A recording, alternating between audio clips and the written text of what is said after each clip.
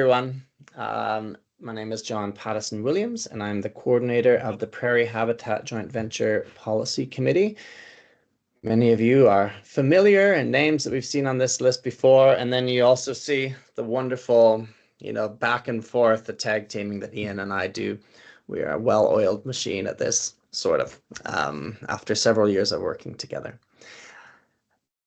This morning, we're really pleased to hear, this will be I should say first, this is the last of the webinars before the summer break. So we'll be taking July and August off and then resuming again in September. And so I hope you're all, as I said in the newsletter, you aren't feeling too deep pangs of regret for this one. You'll miss us, I know, but we'll engage again in September. But to conclude this year's webinar series, or this spring's, we're really excited to have the last presentation on peatlands policy in Alberta. And this reflects, too, the complementary nature of the Prairie Habitat Joint Venture, which covers the Prairie Parkland region, but also the Boreal. And so it's really great to see many of the Boreal people and researchers here on the call. We have researchers from the University of Alberta this morning. We have Dr. Brent Swallow. He's in the Department of Resource Economics and Environmental Sociology. And we have Julia Poissant, who's also in that department and a researcher and a graduate student in there with him. And I will say that I've worked with both of these two in the past and really appreciate their wisdom and their insights, particularly around this very key and important issue of policy development. And so we're thankful to have them here today. I'll let them both give more details of their professional and personal lives should they choose. But I know that they bring great experience to this topic. And I will also say that we are here today or I am, and many of us here in the speakers are on Treaty 6 territory, and we respectfully acknowledge all the Indigenous peoples of this land. All right, let's turn it over to Brent and Julia, and I would ask you to hold your questions or note them down, and then we'll have some time for discussion at the end of the talk. So, Brent, Julia, go ahead. Thanks, John. So I'll start off by apologizing for not having being my live face. You're going to see my face in a second, so you just have to remember what it looks like. A little bit of technical issues with my camera, but really pleased to be with you, and thanks for the invitation, John, for this. And people will see John's footprint on some of this work as we go, because John also worked with us on part of this policy project. I'll just acknowledge here now that the project that this is part of has been financed by Environment and Climate Change Canada toward their nature-based solutions efforts. So I appreciate their contributions, and especially welcomed anyone from ECCC who was with us today. I also see that there are people who are in the audience who were actually at one or more of our policy workshops, so I hope that you recognize our presentation of that today. Next slide, Julie. So this is the outline of our presentation. So Julie and I will pass the baton back and forth on this. So I'll introduce the team. We'll do an overview of the peatland policy as we have summarized it, and especially hard work by Julia. Some preliminary findings we have from that work, both from our logical model mapping of the policies, but also from 3 expert stakeholder workshops that we held between April and May of this year, and then areas of future policy impact. Next slide. Here's our team. So last month, my colleague Feng Chu, who is the principal investigator of our project, made a presentation to this format. So you're welcome to go back to the webinar library to see that one. She is joined in the project by 3 other professors, myself, Dick Adamovich, and David Olefeld. We're all professors in agriculture, life, and environmental sciences. David is with renewable resources, and the other 3 of us are with resource economics, environmental sociology, and we have been working closely with a number of highly qualified personnel, including Julia. Next slide, please. Here are the research objectives of the broader policy, broader project. And the policy dimensions of that project. So we're looking at the most impactful policies shaping conversion and avoided conversion, as well as restoration of peatlands in Alberta. How do they fit together? How is that landscape changing? And one of our last slides will actually be about sort of the dynamism of that current framework. So Cassandra has a point. Is there something I can do about that, Ian or John?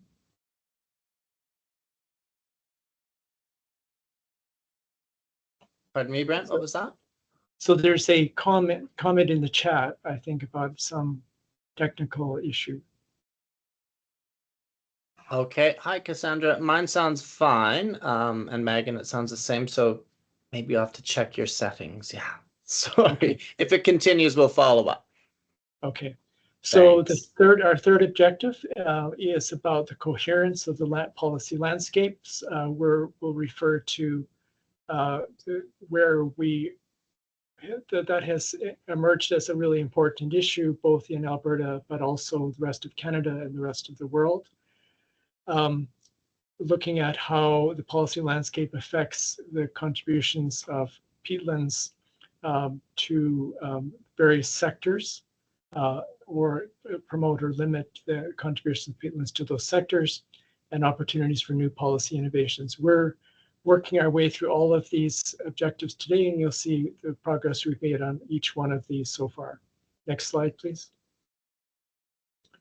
So the methods we'll use, we've used a review of the literature, both the academic literature and experiences from other peat-rich jurisdictions. We will clarify our analytical models and concepts that we will apply.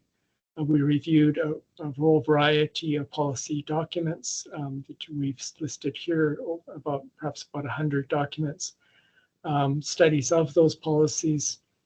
We then summarized those results and convened 3 expert workshops to review, and then kind of pull that together to complete our research objectives. So we're somewhere between 5 and 6 at this point. Next slide, please. Here's the global context. We can see where Alberta is in terms of the potential peat distribution at a global scale, and Canada has a rich resource of peat. You can see the other regions of the world where there's also large concentrations of peat areas in Europe and North Asia and the boreal forests of Asia, as well as Southeast Asia, particularly Indonesia. So we will be drawing upon lessons from those regions as well as for Alberta. Next slide. So we're using the idea of policy coherence, which has been, we're drawing upon Nielsen et al. 2012, thinking about the way that policies are integrated or not integrated, how those affect the coherence of those policies. The Chen et al. 2023 use of Nielsen's framework drew out the importance of both vertical and horizontal coherence of policies. So horizontal coherence being across sectors, and vertical coherence being the links between subnational, national, and larger policy environments. Next slide, please. So this is from the Chen et al. 2023 recent review of policy coherence in the European Union. They see that there are contradictory policies of different sectors, where agricultural policies tending to support drainage of peatlands with little restriction, but at the same time there being policies which are relative to climate change targets and other environmental targets of conservation of peatlands. So there's red specific policies examples here. The ones in red are showing areas of incoherence, and green being places of coherence. So in the European Union, quite a mixed bag of policy of examples of incoherence and coherence. Next slide, please. Looking at another part of the world, Indonesia. Indonesia also seen as a place in the global south with a large amount of peat and peat forests. The Roundtable on Sustainable Oil Palm was developed partly as a response to those concerns. Indonesia became a founding member of the UN Global Peatland Initiative in 2016, the same year as it put in place number 57, 2016, their peatland protection policy, which delineated peatland protection zones. This review by Sari et al. 2021 found that there was inconsistent delineation of peatlands protection zones between that act and other sectoral policies, which has led to inefficient and ineffective policies. Next slide, please. Our concepts that we will draw upon in our review include legal pluralism, so how different sources of power affect the policy landscapes, recognizing that policies are not just things of governments, but also include businesses, indigenous groups, advocacy groups, like some of the people on this call. Public policy includes the intention as well as the actual impact of government. We have operationalized this, and John has helped with some of the thinking about this by a logic model of context, intended impact, resources, implementation of activities, outputs, outcomes, and actual impact. So we have we have mapped policy into that logic model. There are two types of policy coherence that we've considered, both horizontal policy coherence as well as vertical policy coherence. And then we will in the future spend more time thinking about this idea of path dependency of policy. Next slide, please.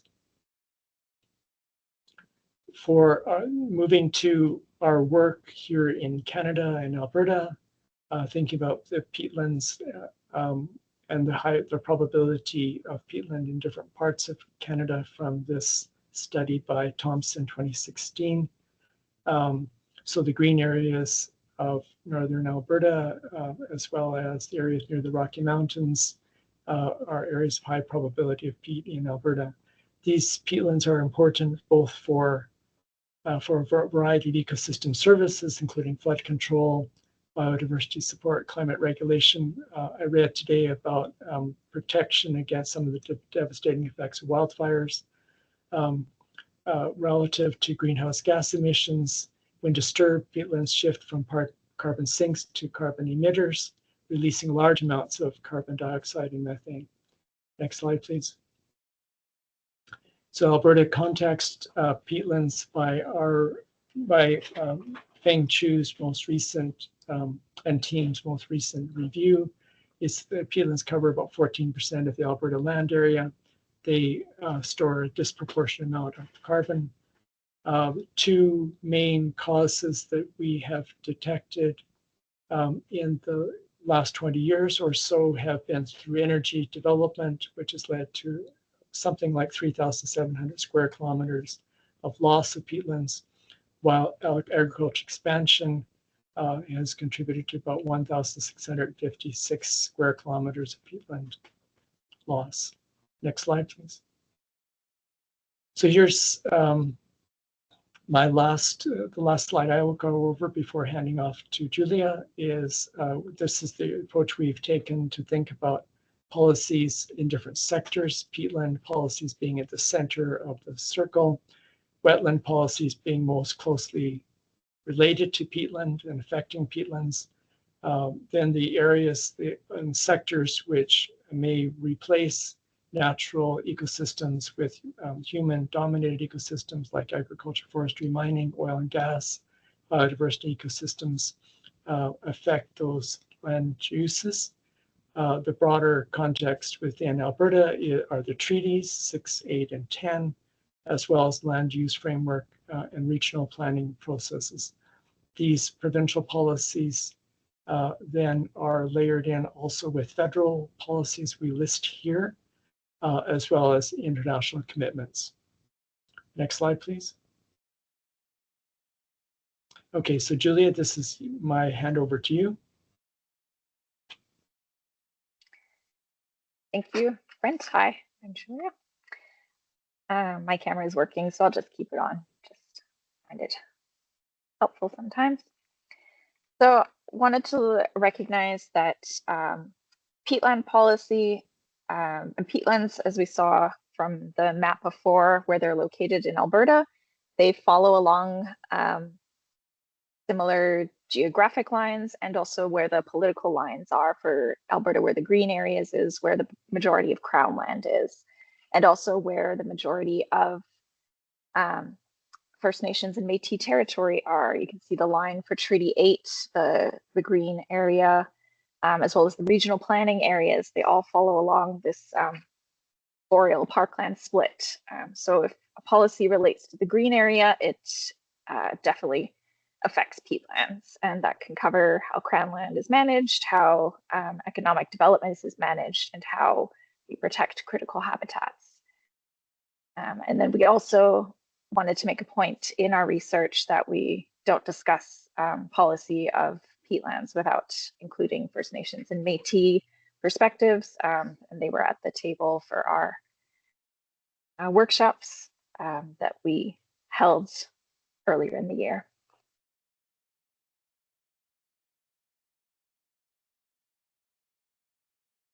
So applying the logic model to the peatland policies, we have sorted them under 5 main themes based on what the outcomes we want. And so the logic model is the tool we use to connect the policies to what we see are the intended outcomes. And then the resources, activities, and outputs is the links that put the 2 sides together. So starting with what are the intended objectives and outcomes for policies that relate to peatland, conserving the value, the existence and use value of peatlands for current prosperity, and also to make sure they continue in the future. But then that also has to be balanced with economic well-being in the resource development and agriculture sectors. We want these landscapes to continue for supporting the well-being and health of Indigenous cultures and rights. And then there is a lot of interest in looking at peatlands as a nature-based solutions to help achieve net zero goals by 2050. And particularly in Alberta, peatlands is a highly critical habitat area for endangered species, particularly caribou.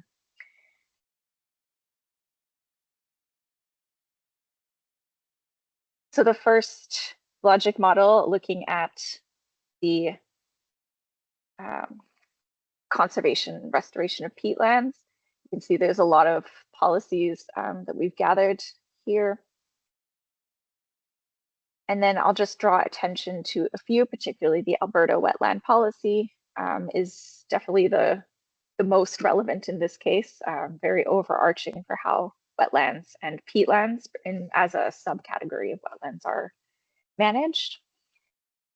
And then through this policy, we have resources like the Alberta Wetland Replacement Program. And then this has also led to lots of creation of reclamation criteria for peatlands. And then also a lot of tools to evaluate the value of the wetlands that are being impacted. And then the outputs of these policies are supposed to be Water Act licenses and reclamation certificates to make sure that the intended outcome is being achieved.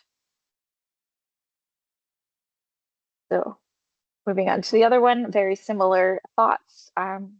What is applicable to the resource development? Land use framework here in Alberta is supposed to be the main vehicle for balancing all of these objectives. There's lots of people it's supposed to have the table that everybody comes to decide where development is going to go. And then that's supposed to output to regional plans, although we only have 2 completed in process.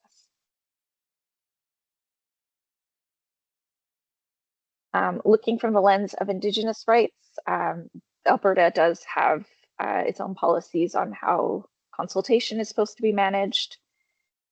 And then First Nations themselves have also been taking the lead on managing their lands, creating gardening programs. And this has also led to some innovation, particularly the Moose Lake Access Management Plan. But then, as I said, places like Denetah, Mikisew Cree, and Athabasca First Nation are looking to implement their own plans for caribou recovery, for habitat protection. And then biodiversity and climate goals.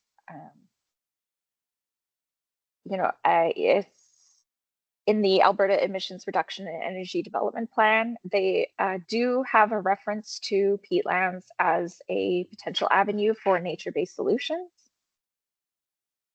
And so we know Alberta has committed to developing a nature-based solutions policy framework, although that is still in the theoretical at this point.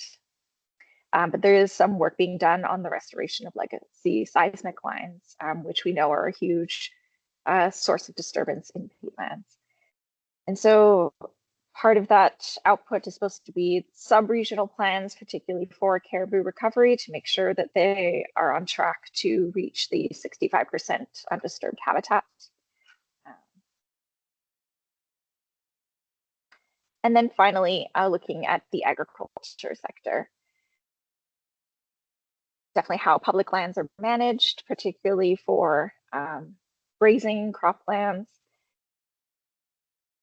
That also comes into municipal planning, particularly in the northern part of the province. We've seen Mackenzie County in particular has a stated intention of expanding agricultural activity into the green zone. And they are pursuing a strategy to deal with to negotiate with the province to increase agriculture in the north. And yes, so we did 3 expert stakeholder workshops, one in Peace River, one in Fort McMurray, and then one just over Zoom to make sure that we could reach as many interested people as possible. This is some of the representation of what we had. So you can see good amount from government, from environmental NGOs, from Indigenous representations, and then that does influence the way our discussions go for the next process.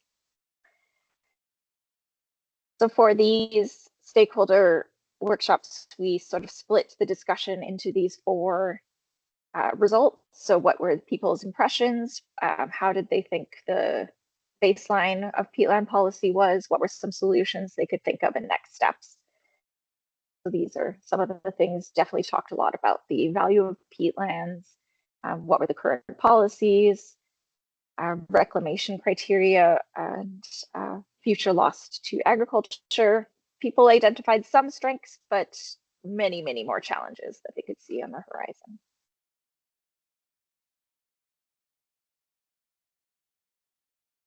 And then I will just dive in a little closer to some of the main thematic results that we had from our discussions. I think the 3 biggest things that people kept coming back to over and over again were the values of peatlands. This is, there's been lots of recent research on the science side, and so slowly that information is disseminating to both experts and the public alike. People are understanding now that it is peatlands are not just a special type of wetland, but they do greenhouse gas storage. There's amazing plant and animal biodiversity. They're important for surface water protection. And then there was also pointing out that the word muskeg is sort of an interpretation of the Cree word of medicine. And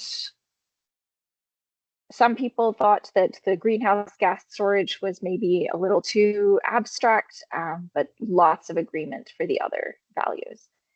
So seeing that being expressed in the policy through Alberta's mitigation hierarchy and values matrix, particularly on the fact that the abundance modifier really has a strong impact on that. Wetlands in the northern part of the province are sort of discounted because they're thought of as abundant. And then the outcomes, people thought that we need to really emphasize avoiding future loss of peatlands, and that values need to be holistic and include all of these, this new information that people are sort of learning about. And then land use and cumulative effects. There was lots of people like the idea in the land use framework that there are frameworks for biodiversity in process. There are environmental standards that these processes should have. However, certain development is expanding faster than others, and it's a tough conversation to have everybody come to the table to have these high-level discussions. And then in particular, enforcement is severely understaffed and underfunded. So we can have all these plans, but then when it comes to what's happening on the ground, things can kind of run away.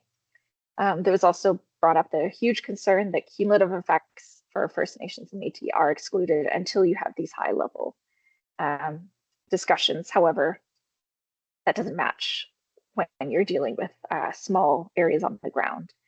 And so what this actually leads to is people feel that we're draining the bank account of peatland slowly.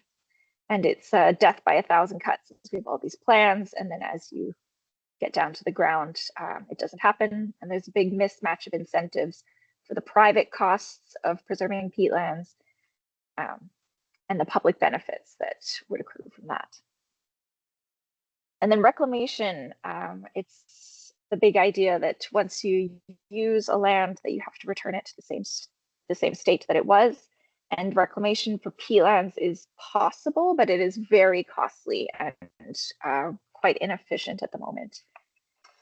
And it doesn't take into account the damage to the values that we've identified. And so replacement fees, they're the same for all types of wetlands all across the northern part. And so we need to think of these two together, where conservation isn't enough due to the current damage, but reclamation is still in its early stages. So we need both together.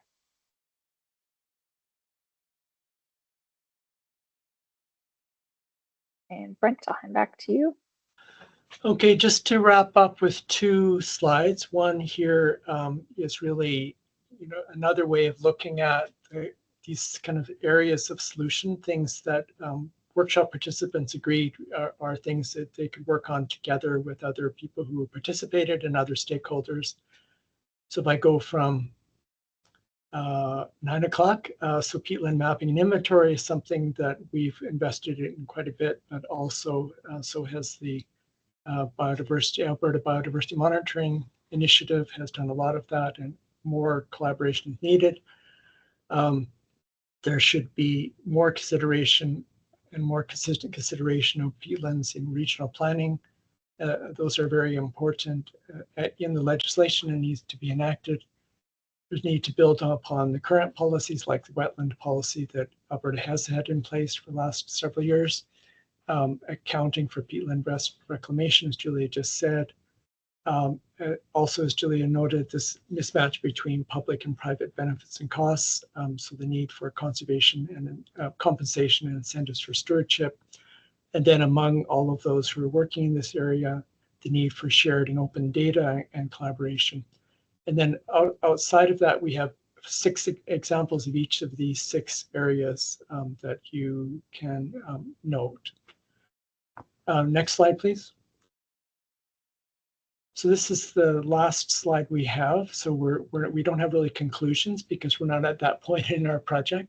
But just to note that as much as we have taken account of the policy landscape and what's going on in different sectors, it's a highly dynamic policy landscape. And we would just note in the last few months, even since we had the workshops, there's more emphasis on the impacts of Trump's trade war and the impact on the Canadian economy. That isn't the only policy that affects us. Trump is also, and government and kind of the DOGE initiatives are lowering environmental protections in the United States. It's one of our chief trading partners and competitors. Chair Poilievre and the Conservative Party, as well as many provinces, are concerned about things like Bill C-69. So changes to Bill C-69 here in Canada will have impacts on peatlands that need to be taken into account.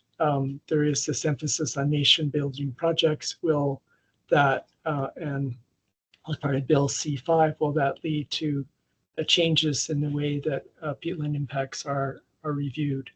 Certainly, there is concern about all these changes among First Nations, like the Assembly of First Nations of Canada statement from yesterday. And at the same time, we're all seeing another historic wildfire season and the loss of values of peatlands, as well as the potential for intact peatlands to climate proof a little bit the effects of wildfires. So with that, we will close. We welcome any questions and comments that you have. I just also note here that John Pattison was our facilitator for our 3 policy workshops, and also contributed a lot to the way that we structured those workshops. So you have him to thank/blame for some of the successes of those workshops. Thank you, Brent. That's a great way to end your talk. If we could all just give a round of applause, virtual or otherwise, to Julia and Brent. I'll clap lightly here, and there they come through. We really do thank you for taking your time and the good work that you've done here in this project. And I think our hope, as we were designing these 2 webinars, was last week to hear a little more about the mapping and inventory approach, and then this month and leading into policy. And I think that sort of beautifully pairs what a lot of the work the PHJV is trying to do, and support that sort of that pathway from understanding what's there to then moving into the policy realm. So thank you. That's very good. Now, there are people on the call here that I'm sure have questions, and I see, yes, we have one from Karen Sundquist. So if you'd like to ask a question, you're more than welcome to type it in the chat, or actually put your video on. Karen, we'd love to see you, so we know who's asking. There we go. Hopes for the Oilers. Yeah, please go ahead. A comment more than a question. Well, partly a question.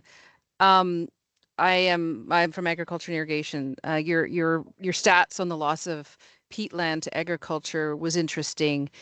I would be interested to see what the correlation is between the loss to agriculture versus how much agriculture land has been lost in recent years to other industry and, expansion of urban centers and things like that. We track that in agriculture. I don't know if you had access to any of that information, but I would be interested to find, this is one of my concerns, like we still need to grow food, right? And like all industries, they have to produce oil, we've got to produce energy, we've got to do all of these things, we've got to grow, and we've got to have housing and all of these things. And it all tends to happen on agricultural land, and the push to grow agriculture into other areas, including, the main one being Mackenzie County. The actual expansion of agriculture has been minimal compared to the loss. Anyway, it would be interesting to see what those numbers, how they compare is all. That was where I was going at. We've been pushing to have policies in place to provide tools for conservation of agricultural land, because if we can conserve agricultural land, we don't lose grasslands and peatlands and some of these natural areas as well. So, if we can maintain the food growing capacity that we have, then we don't lose it to other industries as well. Great, thank you. Maybe I'll just a quick response is that Feng led work about 10 years ago where we spent a lot of time using the crop inventory data, historical or year-on-year data, to look at land use changes at that frontier between agriculture and other types of development. And that's published work, but we haven't updated that recently. We also have done quite a bit on kind of the what's the values which are lost when you have agricultural land converted at that other frontier. So we've got these kind of two frontiers, right? One is the intensive frontier of agriculture up against where agriculture is competing with residential and industrial land uses. And at the other end, we have an expansion of agriculture at other into natural ecosystems. So both of those things are important, as I agree with you, to keep in mind and to see what type of policies can lead to greater intensification without as much loss of ecosystem values at the intensive frontier as well as at the extensive frontier. Thank you. Great.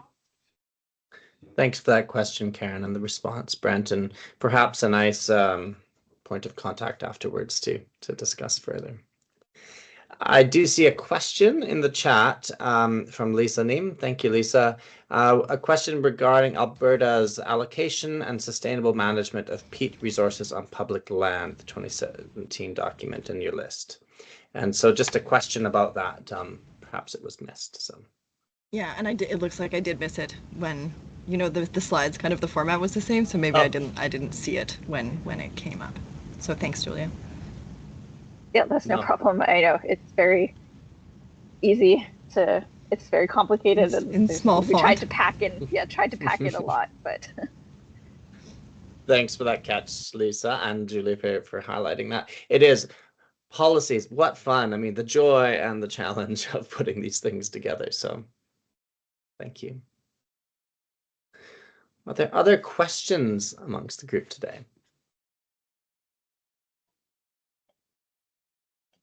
First, Cassandra, I assume your sound is working better now too. I see, so that's good. Angela's asking about a link, and so I can comment on that we will be posting this later today on the PHJV YouTube channel. So not only do you get to see the presentation again, you get to hear Julia and Brent speaking, but I'm sure if you want to connect directly, just reach out to me and I can connect you with them. Are there other questions? So, okay. Tala, thank you, from Smart Prosperity Institute.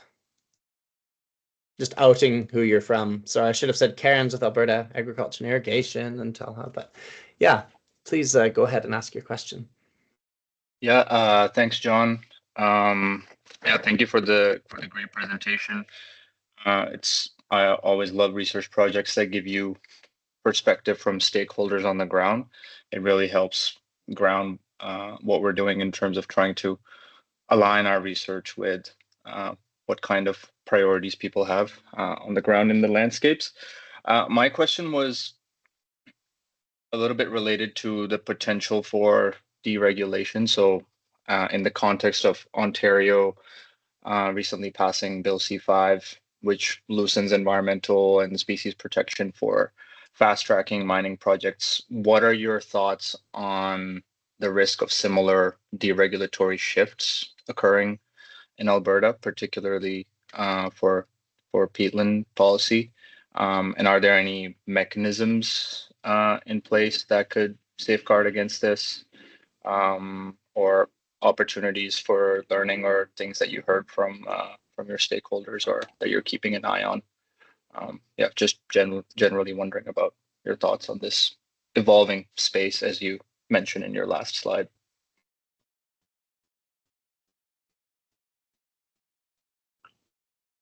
Okay, so let me think about it. I don't think I think everyone on this call probably has an answer to that question, that any one of which may be better than my answer. So just take my crack at it.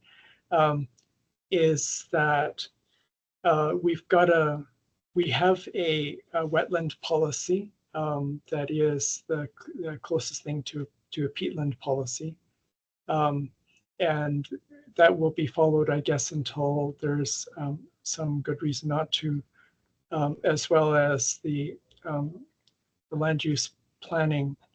So these are policies which are resting, and I guess that's maybe the greatest likelihood is that some policies will be rested while other things take precedent. And I guess that's, the concern is that if that isn't, maybe that should be done more deliberatively, as well as more a way that involves stakeholders more clearly, rather than just letting policies rest, conservation policies rest, than to actually say what are the futures that we see for this landscape, and how can we plan for those to be enacted. So that's just a vague response. No, not at all. It's a good question, Taha, and thanks for that response, Brent. Yeah, thank you. Something we can all be thinking over to see the trends into the future. Maybe a chance, is there one more question from anyone? Otherwise, we can, let me just see here. Well, there we are. Jocelyn, did you have a question? You have your video on, so any thoughts you want to bring as a northern researcher? See, it's dangerous you put your video on and then I, call people out. But No, just providing a face for the interaction. I know it's harder to present when you're talking at blank screen sometimes. So sure. Thanks, Jocelyn. Well, we will wrap up today. And I think I want to thank both Julia and Brent for your talk and the way this research has progressed. I think it is a really interesting one. I think it's one of the comments, as Tal, you said, so then bringing in not just the research, but then bouncing it back and forth with people on the land to these workshops is a really cool way to proceed, and refinements occurred arising from that. And so, yeah, we look forward to seeing any of the ongoing results from this work, Julia and Brent. And thank you to everyone that was able to attend here today. I will reiterate that this is the last webinar until September. So thank you so much for your ongoing support and attendance at these, and we look forward to seeing you in the fall. If there is anyone that really has a burning desire to speak, to reach out, or topics that you'd love to hear more on, I'm always open to that. So yeah, drop me a note anytime. Have a wonderful summer, everyone, and have a really nice day, and let's hope it rains tonight. Okay. Take care. bye, everyone.